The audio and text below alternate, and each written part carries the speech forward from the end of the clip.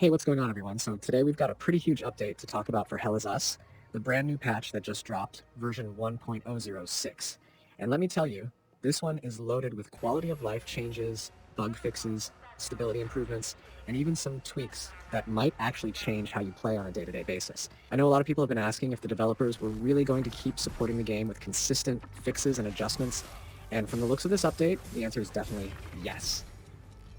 So I wanted to break everything down for you in a way that feels like we're just having a conversation, not some dry patch note list, because there's a lot going on here, and the little details really matter if you're someone spending hours in this world. First off, let's start with one of the changes that sounds simple on paper, but is actually huge in practice. They've finally made it so interact and action prompts can be remapped. That might not sound like much if you're someone who just sticks with default controls, but for those of us who are picky about how our buttons are set up, or for people who maybe just find the original layout uncomfortable, this is a game changer. There's nothing worse than having to fight the controls instead of focusing on what's happening in front of you, especially in a game like Hell is Us, where movement and timing actually matter in combat and exploration. Now you can finally make the game feel natural in your hands, which is something players have been asking for since launch. It feels like such a basic feature, but honestly, it shows that the developers are listening. Another thing that caught my eye is the change to the weapon panel. They've added charge attack damage values, which might not sound flashy, but it's incredibly useful if you're someone who actually experiments with different combat styles. Before, a lot of people were just guessing whether a charge attack was worth using in comparison to normal combos or other abilities, but now you can see exactly how much power those charge moves are packing.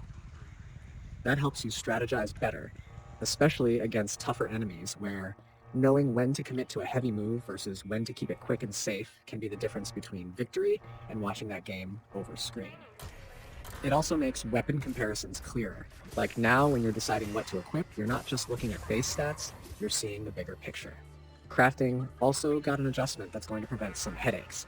Previously, you could start crafting items even if your inventory didn't really have space for them, which led to wasted resources or frustrating moments where you thought you were stocked up, but really weren't. Now, the game won't even let you start crafting if you don't have the room. That's one of those behind-the-scenes quality of life changes that might not sound exciting, but it's those annoying moments where you realize you just lost materials because you weren't paying attention to your bag space. One of the biggest under-the-hood changes is just overall stability. Crashes have been a problem for some players, especially in specific areas or during certain sequences, and this update tackled a ton of those. For example, there was a notorious issue with the Origa Museum where traveling there could cause your game to crash. That's been fixed now, which is great because that area is actually important for progression. They also mentioned stability improvements after the endgame cinematic, so now your final save should be created reliably, even if your system hiccups.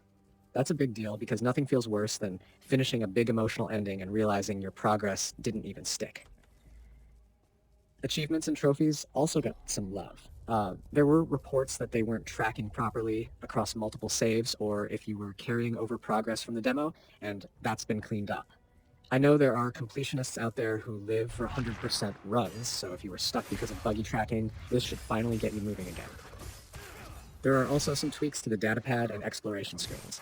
The time loop tier and codename now show in the exploration tab, which helps you keep track of where you are in the bigger picture. And the drone translation and observation screens now have larger text windows, which is just a small visual change, but it makes reading a lot less cramped. Consumables got a subtle but useful tweak too. Previously, if you ran out of a consumable, it would just disappear from your loadout entirely, which made it awkward when you went to craft more or pick some up. Now, even if you're down to 0, the item still stays visible in your loadout bar, so you don't have to constantly reorganize. It's a small detail, but it smooths out the flow of managing your gear mid-playthrough. Another thing that players will appreciate is the HUD behavior. Before, if you had permanent buffs active, the HUD bar would stay visible at all times, which cluttered the screen. Now, it hides dynamically, even when you've got those buffs. The screen just looks cleaner, and you only see the HUD elements when you really need them. That's a nice touch for immersion, especially in a game that already tries to keep the UI minimal and cinematic. Now let's talk about some of the bug fixes, because there are a lot, and some of them were seriously affecting progression. There was a rare but very frustrating bug involving a rotating door puzzle that players would encounter after the cinematic monsters do exist. For some, this puzzle just wouldn't let you interact with it, effectively blocking progress. That's been fixed now, so if you were one of the unlucky ones stuck there, you can finally continue your journey. And while we're on the subject of puzzles and progression, there were also issues with soft locks when exiting the navigation map during travel selection. That's been patched, so now the game should let you back out smoothly without trapping you. Another annoying issue was subtitles not showing up during crafting, researching, or when pausing the game. That's been addressed too, so if you rely on subtitles for accessibility, or just because you like to read along, you won't miss out on dialogue anymore in those moments. Accessibility fixes like this are really important, and it's good to see them getting attention. One fix I think combat fans will appreciate is with the gluttony glyph. Its behavior didn't quite match what the description said, and that's now been corrected. Stuff like that can really throw off your build planning, so this should make combat builds more reliable. They've also improved input remapping across the board, ironed out display issues, and smoothed out how the character rotates on ladders. The camera lag and stuttering when sliding down ladders has also been addressed, which might sound small, but those tiny little jarring moments can really break immersion when they add up. Now for platform-specific stuff. On PC, there's a nice addition. You can now select your monitor in the video settings, which is perfect for people who run dual screen or ultra-wide setups. DLSS also got some improvements, so frame generation no longer requires a restart, which should save time when you're tweaking your graphics. Upscalers and frame generators now exclude themselves properly, meaning they don't step on each other's toes, which should make performance more stable. On Xbox Series X, they fixed a crash that was happening specifically in quality mode when traveling to the APC or certain maps.